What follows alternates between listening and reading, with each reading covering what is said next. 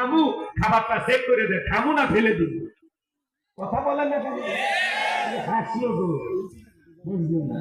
আপনারা হাসেন, আমার আপত্তি নেই, কিন্তু কথাগুলোর মর্ম বোঝা লাগে, অর্থ বোঝা লাগে।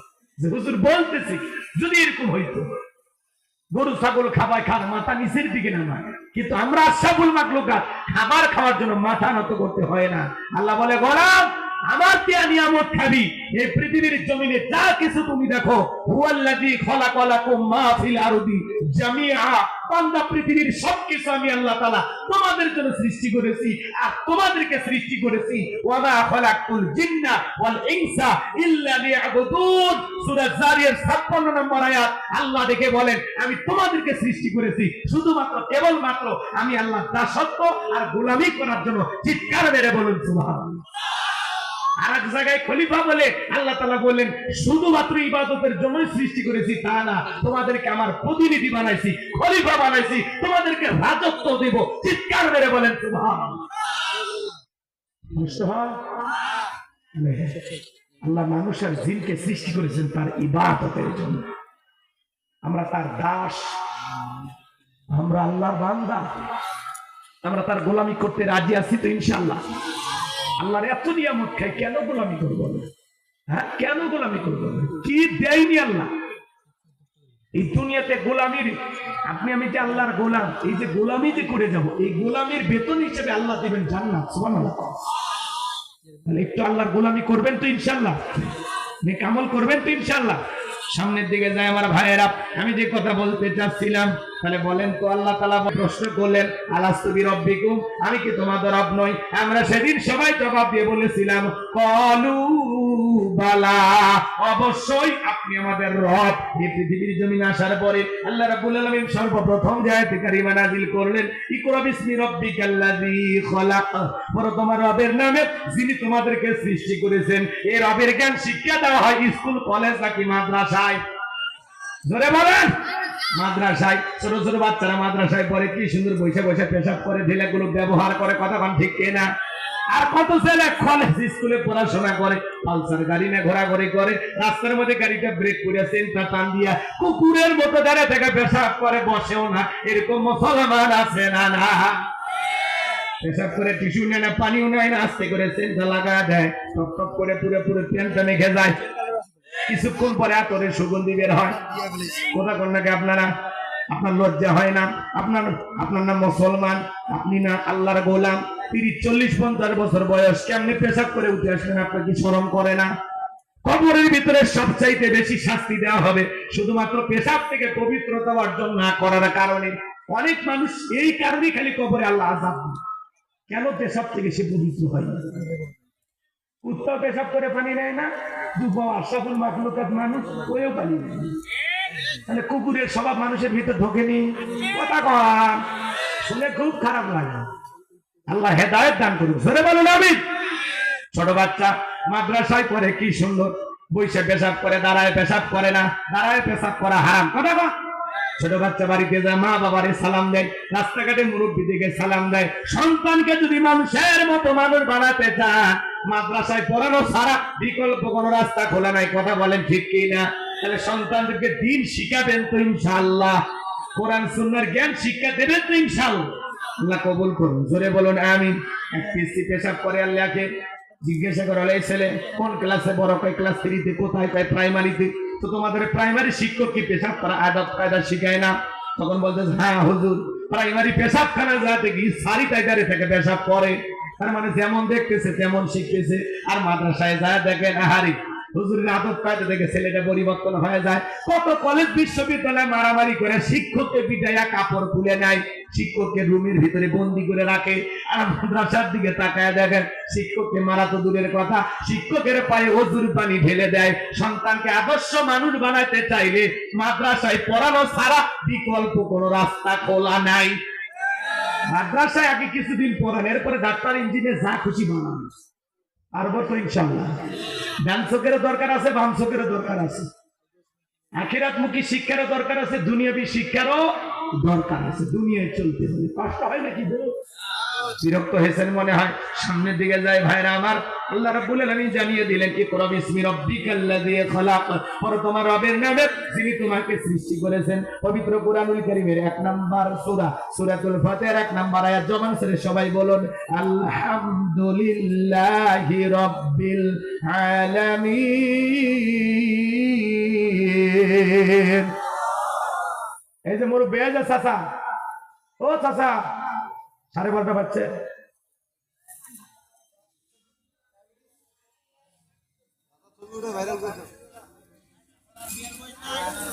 না না আমি বলছি না 12:30 পর্যন্ত ধৈর্য নিয়ে শোনেন। আমি জানি আপনারা ঘটনা কাহিনী শুনবেন, সামনে যাই বলবো, সব জায়গার লোক তাফসীর বুঝবে না, একটু অপেক্ষা করেন, আমি ঘটনা বলবো। আমি নিউজ করছি, আমি ওটা বসা থেকে বুঝছি, ওটা মাথার ভিতরে চলে আসছে। কষ্ট হয় আপনাদের? 1-1.5 ঘন্টা যদি বক্তার সামনে বসেই না থাকতে পারেন, ওই মাহফিলে এসে লাভ কি? লাভ আছে? কি নিলেন, কি শিখলেন? কিছু তো বলিন, কেবল তো শুরু করছি। দয়া করে উঠে আমার মনে কষ্ট দেবেন না, আর যেন কথাগুলো আমরা ভুলে যাই। যদি শ্রোতা ওটা বসা করে আমাদের বিরক্ত লাগে, এই জন্য কষ্ট দিবেন না। কি দরকার আপনার আসা, কি প্রয়োজন ছিল? আর আসলেনি তাহলে আমার সাথে, আমি তো ছাড়ি নাই, আমি তো যাই না, আপনি কেন যাচ্ছেন? আপনার বাড়ি বেশি দূরে না আমার বাড়ি বেশি দূরে?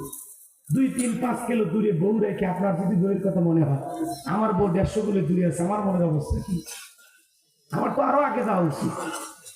এই দেয় জিতে নেবে ঘরেন তো, এ ভাই কারা কারা যাবেন একটু জানতো, যান যান, হ্যাঁ এখনই ছুটি যান, 30 সেকেন্ড বিরতি, ভালো লাগে। কারা কারা যাবেন অর্ধেক করেন, এসব পানি খায়।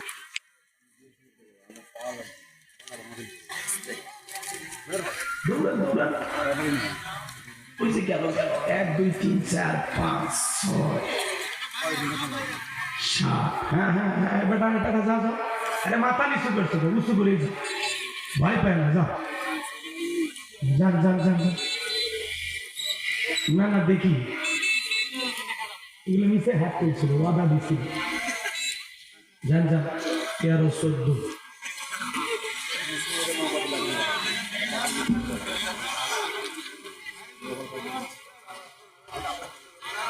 হয়েছে, শেষ হয়েছে। আবার এবং তাড়াতাড়ি দৌড়াই না, দৌড়া, হ্যাঁ এবার চলো যা। যাদের ব্যস্ততা আছে, অনেকে বউ থেকে ভয় করে, 12টার পরে গেলে দরজা করবি না, যে শীত পড়ছে বাইরে থাকলেও তবিল থাকে দেশা বাড়ি করবি, অতএব ওই বাড়ির যা, ওই অসহায় পুরুষের না থাকাই ভালো।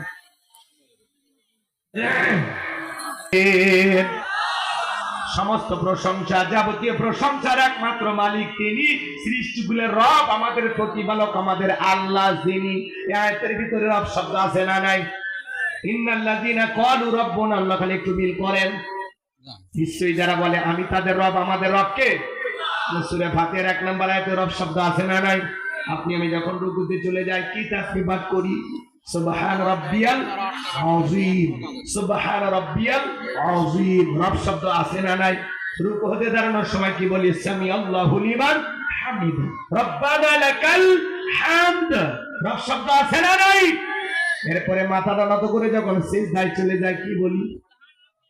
সুবহান রাব্বিয়াল আ'লা, সুবহান রাব্বিয়াল আ'লা, রব শব্দ আছে না নাই? অনেকে খালি ফিসফিস করে, সোয়াবিনের তেল পায় না, সুবহানাল্লাহ পায়, কিছু বলতে হয় না, আছে না নাই ভাই? স্পষ্ট করে বলতে হবে সুবহান রাব্বিয়াল আ'লা,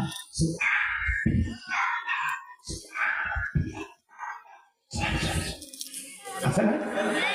আল্লাহ হেদায়েত দান করুন, জোরে বলেন আমিন। তাহলে সুবহান রাব্বিয়াল আ'লা, আমরা যখন সিজদা থেকে মাথা উঠাইলাম, সালাম ফিরানোর পরে আমরা যখন হাত তুলে দোয়া করি কি বলি? রব্বানা আতিনা ফিদ দুনিয়া হাসানাতাও ওয়া ফিল আখিরাতি হাসানাতাও ওয়া কিনা আযাবান নার। সূরা বাকারা 201 নম্বর আয়াত। আল্লাহর কাছে ডেকে বললাম, হে আমাদের রব, আমাদের দুনিয়ার কল্যাণ দান করো, আখিরাতের কল্যাণ দান করো, ওই কঠিন জাহান্নামের আগুন থেকে আমাদের মুক্তি দাও। তাহলে ইহকাল পরকালের যাবতীয় কল্যাণ দেওয়ার মালিক কে? জাহান্নামের আগুন থেকে বাঁচানোর মালিক কে? পবিত্র কুরআনুল কারীমের সর্বশেষ যে সূরাটির নাম হলো নাস, তার 1 নম্বর আয়াত, কুল আউযু বিরাব্বিন নাস। এই আয়াতের ভিতরে রব শব্দ আছে না নাই? জীবনের পরতে পরতে সব জায়গায় রব। আপনি আমি যেদিন মারা যাব, মসজিদের মাইকে যেদিন এলান জারি হবে, এই গ্রামের অমুক ব্যক্তি বেঁচে নাই, ইন্না লিল্লাহি ওয়া ইন্না ইলাইহি রাজিউন। আপনার আমার মৃত্যুর সংবাদ শোনার পরে বিবিকে দেব স্বামী নাই, ছেলেকে দে বলবে বাবা নাই, মেয়েটাকে দে বলবে বাবা নাই, মা বাবা বেঁচে থাকলে ওরা বলবে কলিজার ধনটা হারাই। আর প্রতিবেশী বন্ধু বান্ধব সবাই আপনাকে আমাকে শেষ বিদায় দেওয়ার জন্য বাড়িতে হাজির হয়ে যাবে বাজান। কেউ বাজারে যাবে বাস কাটার জন্য, কেউ বড়ই পাতা ছিঁড়ে গরম পানি প্রস্তুত করবে, কেউ আপনার আমার শেষ বিদায়ের গোসল দেওয়ার জন্য একটা চৌকি রেডি করবে, মশারি টাঙাবে, টাইলস দিয়ে বাথরুম সাজাইছেন বাজার, 5-10 লাখ টাকা দিয়া কি সুন্দর টয়লেটটা বানাইছেন। আপনার জীবনের শেষ গোসল ওই চাইনা টাইলস দিয়ে বানানো ওই আপনার দামি টয়লেটের ভিতরে হবে না।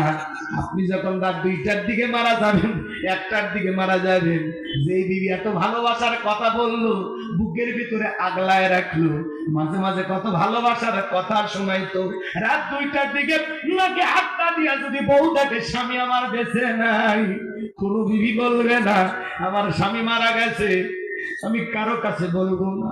সকালবেলা আমি বলবো অন্তত 2-3টা ঘন্টা আমার মৃত স্বামীটাকে বুকে নিয়ে জড়াইয়া থাকি, দুনিয়ার কোনো মানুষ বলবে না।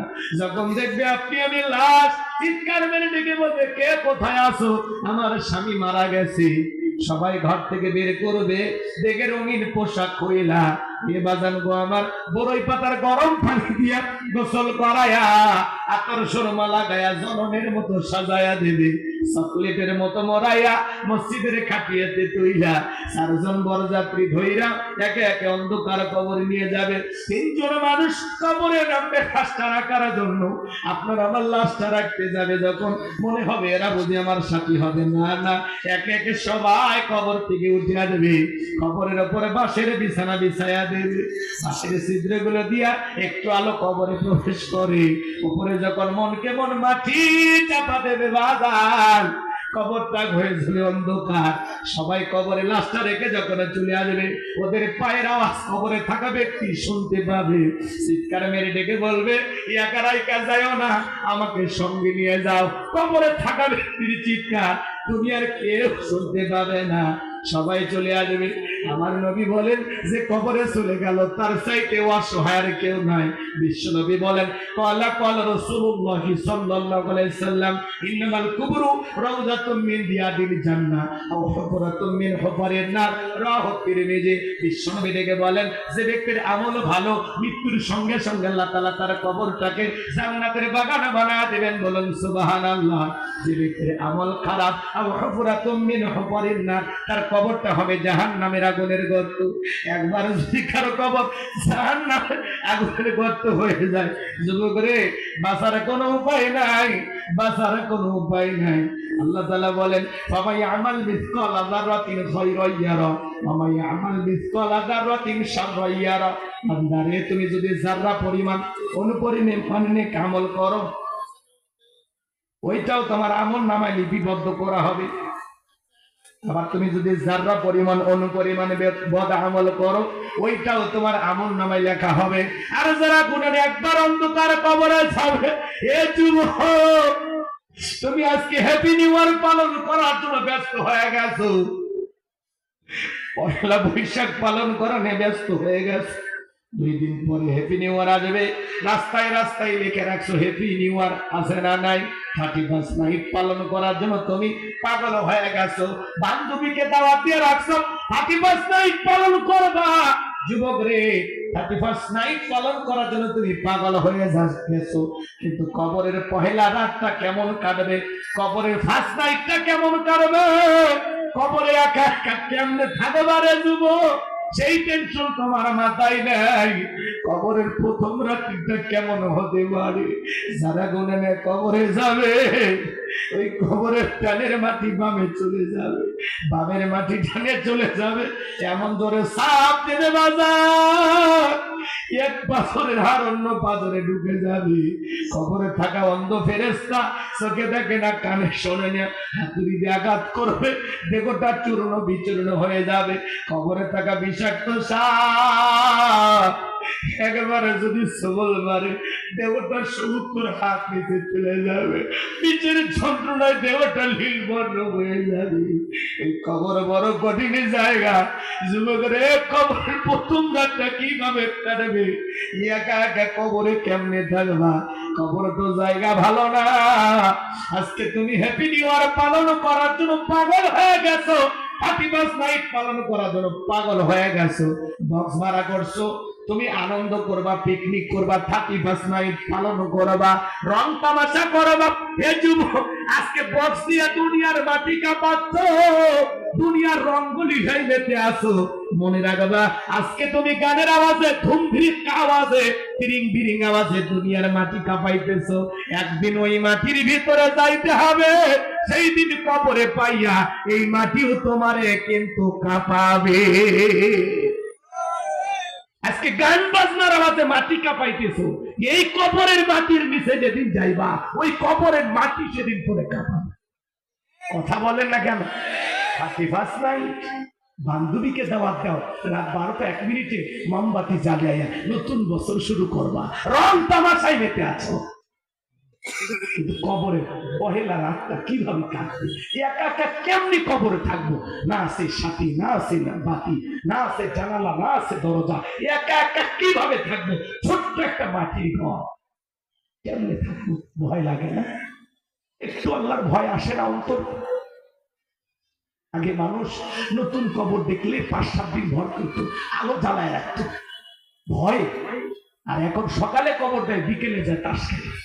সকালে কবর দেয়, মা বোনের সন্ধ্যেবেলায় আগে যায় পাতাই থাকবে, খড়ি কুড়ায়। ভয় না, ভয় উঠে গেছে।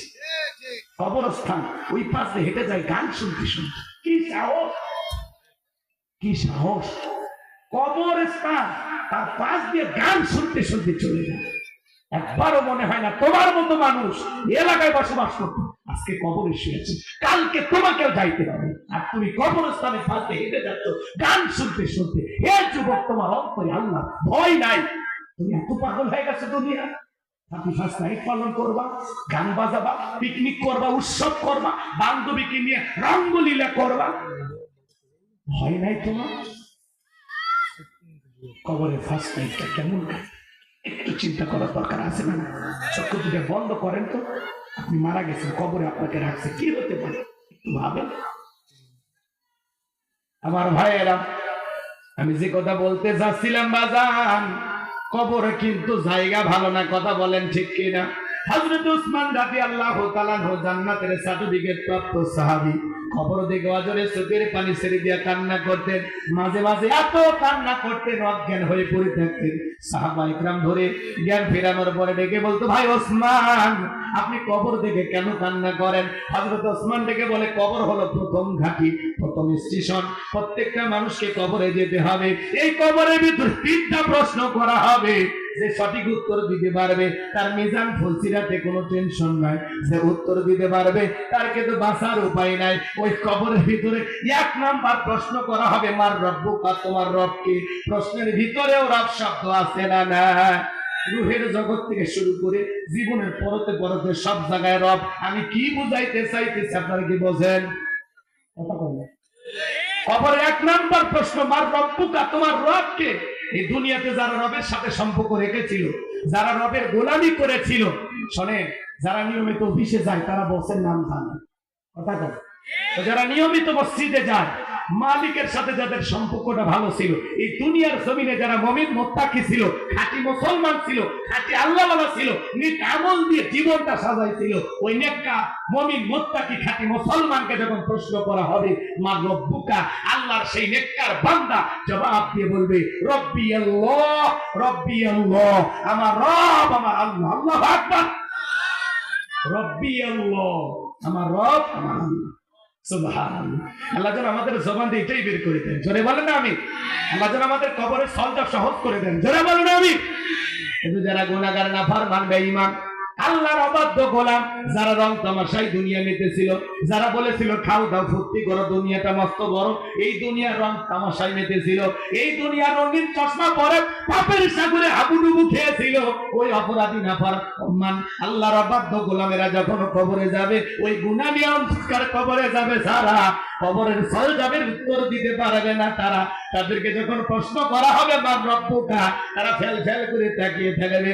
যারা দুনিয়াতে শয়তানের ওয়াসওয়াসায় পড়েছিল, শয়তান যাদেরকে ধোঁকা দিয়ে বোকা বানাইছিল, যারা মিসগাইড হয়েছিল, ভুল পথে পরিচালিত হয়েছিল, ওই সমস্ত আল্লাহর অবাধ্য গুনাহগার বান্দারা কবরের সওয়াবের উত্তর দিতে পারবে না। এজন্য যুবক, ওই কবরে যাওয়ার আগে নিজেদেরকে পরিবর্তন করা দরকার আছে না নাই? ওই কবরে যাওয়ার আগে কারা কারা নেক আমল করে কবরে যাইতে চান? হে যুবক, জীবনে কোনোদিন 31 নাইট পালন করবা না, দুইটা হাত তুলে আপনার আল্লাহকে দেখান। নেক আমল করবেন তো ইনশাআল্লাহ? নেক আমল করবেন তো ইনশাআল্লাহ? আল্লাহ আমাদের সবাইকে কবুল করুন, জোরে বলুন আমিন। 31 নাইট পালন করা যাবে? জোরে বলেন যাবে? কোন যুবক পালন করবা না, কথা যার মনে থাকে। আল্লাহ যুবকদের হেদায়েত দান করুন। নতুন বছর শুরু হবে, তওবা করে ইস্তেগফার করে, পিকনিক করে না, গান বাজায় না, লাফালাফি করে না, নাচানাচি করে না। নতুন বছর শুরু হবে শুকরিয়া আদায় করে, নতুন বছর শুরু হবে 2 রাকাত নফল নামাজ দিয়ে, নতুন বছর শুরু হবে পূর্বে যে বছরটা গত হয়ে গেল, ওই গত বছরের গুনাহ মাফ তওবা ইস্তেগফার করে। কথা কর, আল্লাহ বিগত বছরে যত গুনাহ করেছি মাফ করে দাও, নতুন বছর আমাদের জন্য কল্যাণময় বানায় দাও, বরকত আর রহমতে ভরপুর করে দাও, জোরে বলেন আমিন। পারবো তো ইনশাআল্লাহ? তাহলে কবরে 1 নাম্বার প্রশ্ন, মার রব্বুকা, রব শব্দ আছে না নাই? তাহলে জীবনের পরতে পরতে হবে। এবার শোনেন, আল্লাহ তাআলা বলেন ইন্নাল্লাযীনা ক্বালু রাব্বুনা আল্লাহ, নিশ্চয়ই যারা বলে আমাদের রব আল্লাহ, আমাদের রব কে? আল্লাহ আমার রব, এই রবই আমার সব। বান্দার যাওয়ার আগে সব চাওয়া পূরণ করে দেন, তিনি কে? রব। আল্লাহু আকবার বলেন। কেউ যেটা দেয় না দেয় কে? কেউ যেটা শোনে না শোনে কে? কেউ যেটা পারে না পারে কে? লিল্লাহিত তাকবীর। এবার শোনেন, এই পৃথিবীর জমিনে আল্লাহ যখন মানুষকে জিরো থেকে হিরো বানায়, একটু ক্ষমতার সিয়ার দান করে, ওই মানুষগুলো জিরো থেকে হিরো হইয়া চাওয়ালা থেকে প্রধানমন্ত্রী বানাইতে। কথা কম, আপনারা রাগ করছেন? এই পৃথিবীতে চাওয়ালা থেকে প্রধানমন্ত্রী হয়েছে না? আমার নাম বলা লাগবে? আপনার অল্প কথাই বুঝে নেবেন। এই পৃথিবীর জমিনে অনেক মানুষকে নিঃস্ব অসহায়, মাও নাই বাপ নাই কেউ নাই, সেখান থেকে আল্লাহ প্রধানমন্ত্রী বানায়। কিন্তু ক্ষমতা পাইয়া দাম্ভিকতা করে, অহংকার করে, নিজেকে অনেক বড় মনে করে। এই পৃথিবীর জমিনে এরকম একজন জিরো থেকে হিরো বানানোর মানুষের নাম ছিল কাবুস। বল খেয়ে বলা হতো। কীর্তিদের তরফ থেকে নাম ছিল রামসিস। মিশরের বাদশা হওয়ার পর উপাধি নাম হলো ফিরাউন। এ নিজেকে বলেছিল আনা রব্বুকুমুল আলা, আমি বড় প্রভু, আমি বড় খোদা। জোরে কর নাউজুবিল্লাহ, একটু জোরে কর নাউজুবিল্লাহ। এই ফিরাউন ছিল ভবঘুরে যুবক, এলাকায় কোনো কাজ কর্ম নাই। ভবঘুরে যুবক মানে বোঝেন না? যারা ইয়াবা ফেন্সিডিল গাঁজা মদ খায়, গাছের ধাক্কা মারে, কই ভাইজান খাই দেন। বউ যদি দরজা খোলে, অমুকের বাপ তুমি ঢোলকা, কই মা তুই বুঝবো না যে একটু বেশি পরিমাণে মাল খাচ্ছি। কথা পায় না গো? ঘরের দরজা বন্ধ করে সন্ধ্যাবেলায় জিকির করে ইজ্ঞবা ইজ্ঞবা ইজ্ঞবা। মা বাবা চিন্তা করে, বাবা এটা কিসের ট্যাবলেট? জ্বর সর্দি গলা ব্যথা, কয় কিচ্ছু বোঝার দরকার নাই, টেকা দেন নইলে তোর মাথা ফাটাবো। নিশা করে আসে, ওই যে সেদিন এক মফিস বরিশালে দেখলেন না, বলছে নিশা করে বইয়ের বুকে ছুরি চালাচ্ছে। বলছে আমি তো বুঝি না, আমি বলছি ভাত বেড়াতে দেয়নি, নিশা করে ছুরি মেরে দিছি, পরে দেখি মরে গেছে, আমি তো বুঝি। নেশাখোরদের যখন নেশা করে মাথা কাজ করে না, ওরা মানুষ যত করে ফেলে দিবে কিছু মায়া দয়া থাকে। কথা বল, এই যে আপনাদের মধ্যে কেউ নেশা করছে করে, যদি একটা চাকরি দেওয়ার পর আমার লোকটা কাটেন তো, না হুজুর এমনি রক্ত দেখলে আমার দেবে। কিন্তু 2-3 বোতল মদ যদি খিলেন হয়, খালি যাব না, টুকরো টুকরো করে ভাগা দিয়ে বসে। কথা বল। আর নেশা করলে মানুষ আর মানুষ থাকে না, পশুর চাইতে নিকৃষ্ট হয়। ও নেশা করে কি যে করবে নিজেও জানে। বোন কোটা, বউ কোটা, মা কোটা, কিচ্ছু বোঝেন কথা কম। ক্লিয়ার না ভেজাল আছে? যারা নিশাদ্রব্য পান করে গিয়া বা ফেন্সিডিল গাঁজা মদ খাও, চেহারা তো দেখলে শাহরুখ খানের মতো নাকি শাকিব খানের মতো, চেহারা দেখলে তো আর চেহারা দেখে বোঝা যায় মাল খোর। এই যে নেশা করে ইয়া বা ফেন্সিডিল গাঁজা মদ খায়, ওর চেহারা দেখে প্রমাণ হয় কথা কর। এ যুবক, তোদের পায়ে হাত দিয়ে অনুরোধ করি, শোনা ভাই দুটো পা আগায় দে, আয় আয় আমি ধরতেছি। এই আবার ফেন্সিবি গাঁজা মদ এগুলো না খায়, বিড়ি সিগারেট এগুলো না খাইয়া ওই টাকাটা যদি জমাইয়া বউকে মাসে একটা করে 3 পিস কিনে দিতে পারো, কিছু না পাও, অন্তত জীবনে 12টা মাসে 12টা বাসর রাত পাইবা। কথা কয় না, বুঝলেন না? সব বুঝে লাগবে। আপনার বউকে যদি প্রত্যেক মাসে একটা 3 পিস দেন, আপনার বউ খুশি হবে না? আর যেদিন খুশি হবে ভালোবাসবে কম না বেশি? এই আর কি বুঝলো? ক্লিয়ার হয়েছেন তো নাকি? আল্লাহ বোঝার তৌফিক দান করে, জোরে বলো না। ওই টাকাটা জমাইয়া নিজের ছেলে মেয়েছে কাপড় কিনে দেবে, বউ বাচ্চার গায়ে শীতের কাপড় নাই, আর ওই ইয়া বা ফেন্সিডিল গাঁজা মদ খায়, হিরেন কিনে খায়।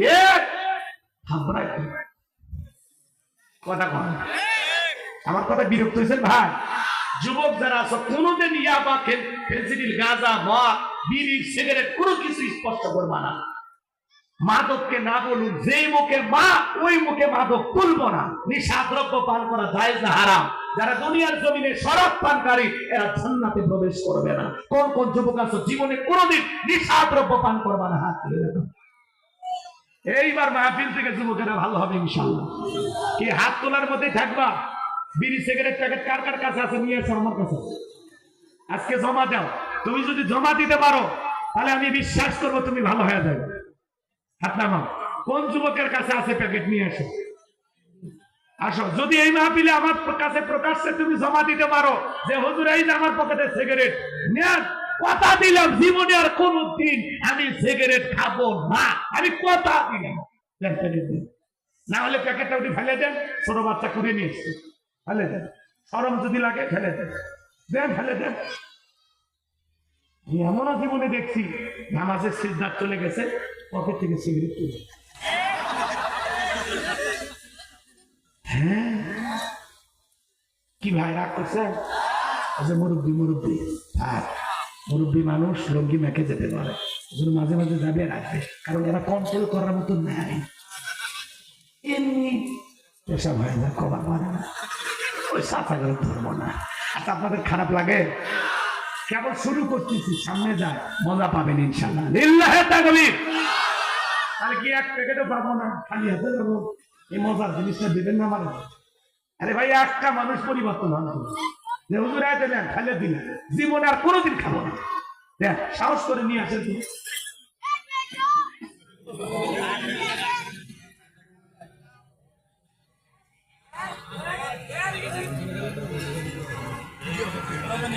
নাই তার মানে এলাকার মানুষ খায় না, এই কেউ খায় না, এর মধ্যে কারো কাছে না। আলহামদুলিল্লাহ, আমি খুশি হয়েছি। আল্লাহ যেন সত্যি আপনাদেরকে হেদায়েত দান করেন, জোরে বলুন আমিন। কষ্ট হয় নাকি আপনাদের? আমার ভাইয়েরা, এই কাবুস নামের ফিরাউন ছিল বাবু করে যুবক, এলাকায় কোনো কাজকর্ম পাইল না। বাল্যকালের বন্ধু হামানকে নিয়ে মিশরে চলে গেল। মিশরে যাওয়ার পরে সর্বপ্রথম হলো তরমুজের খেতার লেবার। লম্বা ঘটনা, লম্বা করবো না, সংক্ষিপ্ত করে একটু খালি বলে দিয়ে যায়, সামনে নাড়া দিলে আপনারা মজা পাবেন, বুঝলেন নাকি? সর্বপ্রথম হলো তরমুজের খেতের লেবার। এরপরে মিশরের সরকারি গোরস্থানের দারোয়ান লাগবে, ইন্টারভিউ চলতেছে। ওই লাইনের মধ্যে ফিরাউন দাঁড়ায় গেছে।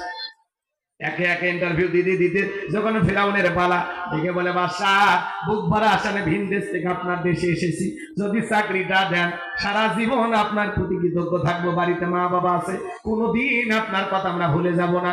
এমন ভাবে কথাগুলো উপস্থাপন করে, বাদশার এই কথাগুলো শুনে মায়া লাগে। বাদশার এই কথাগুলো শুনে কি লাগে? মায়া লাগে, ডেকে বলে ইন্টারভিউ বন্ধ করো। এই কাবুস নামের ফিরাউনকে গোরস্থানের দারোয়ানের চাকরি দেওয়া হলো। আমার ভাইয়েরা, আমি যে কথা বলতে চাই, এইবার গোরস্থানের দারোয়ানের চাকরি যখন পেয়েছে, মিশরের সরকারে গোরস্থানের দারোয়ান হওয়ার পরে চিন্তা করে বাদশা প্রতি মাসে বেতন দিবি, ঠিক আছে, কিন্তু এটা দিয়ে চলবে না, আমার সাইড ইনকাম করা দরকার। এইবার যারা গোরস্থানে লাশ দাফন করতে আসে ওদেরকে ডেকে বলা, শোনো, একটা করে দিরহাম আমাকে যদি দিতে পারো তাহলে লাশ দাফন করতে দেব, না হলে লাশ দাফন করতে দেব না। জনগণ টেনশনে পড়ে গেল, একটা দিরহামের জন্য বাদশার দরবারে বিচার নিয়ে যাব, লাশ পয়সা গুলো শেষ হয়ে যাবে, অতএব একটা টাকা যদি পাই এই ছেলেটাই পাক। এই কথা ভেবে জনগণ একটা করে দিরহাম ঘুষ দেওয়া শুরু করলো। 1 টাকা হলে ওইটাও কি ঘুষ। বাংলাদেশে কিন্তু কোনো ঘুষ নাই, আছে বাজান আছে। শোনো, এই দেশটার গল্প করি, দেশটা মনে স্বপ্ন পরি, শুধু কর ঘুষ কর, মদ কর, জুয়া কর, হে তাই আছে ভরে ভরে, হে তাই আছে ভরে ভরে। হে দেশে অসৎ কামাই কেউ করে না, তবে ঘুষের টাকা পেলে কেউ তো ছাড়ে না। টেবিলের নিচ দিয়ে হাত বাড়িয়ে খালো টাকাটা নেই সারিয়ে, করেছে ওরা বড় দেশের চুরি, করেছে ওরা বড় দেশের চুরি। শোনো, এ দেশটার গল্প করি। কি কথা ঠিক আছে না নাই? একটা ছেলে চাকরির জন্য 10 লাখ 15 লাখ 20 লাখ টাকা পর্যন্ত ঘুষ ওপরওয়ালা দেওয়া লাগে। ওপরওয়ালা বলতে কি ফেরেশতা এসে নিয়ে যা। এ দেশের চেয়ার টেবিল পর্যন্ত ঘুষ। কথা বল। আমার এক দোস্ত রমজান মাস ঘুষের টিকিট 4 লাখ টেবিলে রাখছে। ওই ঘুষখোর অফিসার বলে, এই মাত্র আমি রোজা রমজান মাস আসরের নামাজ পড়ে আসলাম, আর তুমি ঘুষের টেবিলে রাখছো, প্রকাশ্যে আসো, ভয়ের ফাঁক করে দেয়, এই জায়গায় রেখে দাও, ইফতার করার পরে গুনে দেয়। কি সুফি কথা কন, ঠিক কি না? এরকম আছে না নাই? আমার ভাই, আমি লম্বা করবো না। এইবার জনগণ একটা করে দিরহাম দেওয়া শুরু করলো। আল্লাহ তাআলা ওই সময় একটা মহামারী দিল, নাম হলো ডায়রিয়া, কলেরা। আমাদেরকে আল্লাহ 20 সালে একটা মহামারী দিয়েছিল, নাম হলো ধরো না শুয়েও না করোনা। বাবা করোনা রোগে মারা গেছে, বাবা করোনা রোগে আক্রান্ত হয়ে মারা গেছে। বাবার লাশটা দেখতেও যায় নাই, বাবার কবরে মাটিও দেয় নাই, কিন্তু বাবার সম্পত্তির ভাগ ছাড়েনি।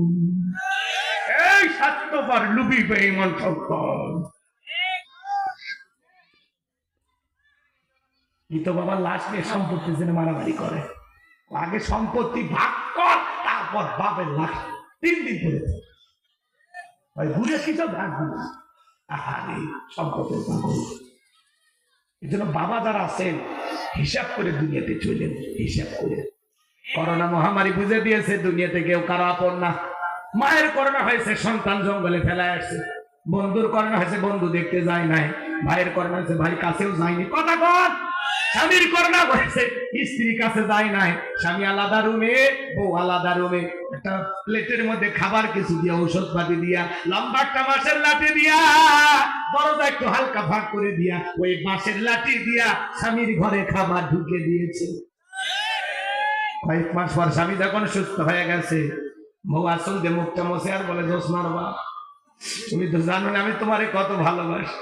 তাহাজ্জুদ পরে পরে দোয়া করতে আর বলতাম, আমার জোসনার বাপের যেন কিছু না হয়। আল্লাহরে বলছি, আল্লাহ আমার হায়াত নিয়ে হলেও আমার জোসনার বাপকে তুমি বাঁচায় রাখো। স্বামী গো, আল্লাহ তোমারে বাঁচায়া দিচ্ছে। আমার কলিজাটা ভরে গেছে। স্বামী তখন মনে মনে মুচকি হাসে আর বলে, বিবি রে, তুই যে আমারে কত ভালোবাসিস তার প্রমাণ আমি অনেক আগে পেয়ে গেছি। তোর এক নজর দেখার জন্য কত রাত আমি কেঁদেছি। এই বুঝি জানালার ফাঁক দিয়ে দেখা করবি, 2টা মিষ্টি হাসে কথা বলবি। এই বুঝি দরজা খুলে সামনে আসবি, কোনদিন আসলি না। মোবাইলে তোর ছবি ছিল, দেখেছি আর কেঁদেছি। আর আজকে আমি সুস্থ হওয়ার পরে আমার জন্য এত দোয়া করেছিস, বলতেছিস আমারে যে তুই ভালোবাসিস তার প্রমাণ আমি পাইছি। আমি যখন অসুস্থ ছিলাম আমারে তুই 5 দিয়া খাওয়াইছি। তার মানে করোনা মহামারী বুঝা দিয়েছে এই দুনিয়াতে কেউ কারো আপন না। আপনি মনে করেছেন আপনি মরে গেলে আপনার পরিবার অন্ধকার, কেউ বুঝি হার চলবে না, সব মনে হয় না খায় মরে যাবে, দুর্মিয়া ভুল ধারণা। আপনি মরে গেলেও সব আপন গতিতে চলবে, কারো জন্য দুনিয়াতে কোনো কিছু থেমে থাকে না। এটা স্বার্থের দুনিয়া, কারো জন্য কোনো কিছু থেমে থাকে না। আপনি মরে যাবেন, আপনার জন্য কোনো কিছু থেমে থাকবে না। না ব্যবসা প্রতিষ্ঠান, না আপনার ঘর, না সংসার, না বিবি, না সন্তান, কেউ থেমে থাকবে না আপনার জন্য। দুনিয়ার কারো কোনো জিনিস অপূর্ণতা থাকবে না। আপনি মারা গেলেও সব আপন গতিতেই চলবে। কথা কন। আমরাই বেশি প্রাধান্য দিতে গিয়ে, বউ বাচ্চার দিকে তাকাইতে গিয়ে আমরাই দুনিয়াতে আল্লাহকে ভুলে গেছি, ওদেরকে বেশি প্রাধান্য দিতে গিয়ে। অতএব আসুন আল্লাহকে না ভুলে আল্লাহর কাছে যাই, আর এদেরকে একটু দূরে রাখি। এদের কাছ থেকে যত দূরে যাওয়া যায় আল্লাহর তত নিকটতম। কথা কন। আর এদেরকে বেশি প্রাধান্য দিতে গেলে আমরা আল্লাহকে ভুলে যাব। অতএব আমাদের আল্লাহ দরকার। কারে দরকার? কারে দরকার? পরকালকে টার্গেট করতে হবে, মালিককে টার্গেট করতে হবে। মালিককে টার্গেট করে দুনিয়াতে চললে দুনিয়া পায়ের তলা আল্লাহ আনিয়ে দেবে। কথা বল ঠিক কিনা? আর মতো ইনশাআল্লাহ আল্লাহ বোঝার তৌফিক দান করুন। আফসোস করবেন না, জীবনে টেনশন করবেন না, কোনো কিছু নিয়ে খুব বেশি ভাববেন না। তকদীরে আল্লাহ যেটা রেখেছেন, ভাগ্যে আল্লাহ যেটা রেখেছেন ওইটাই হবে। আল্লাহ বোঝার তৌফিক দান করুন। এটা কর না আমি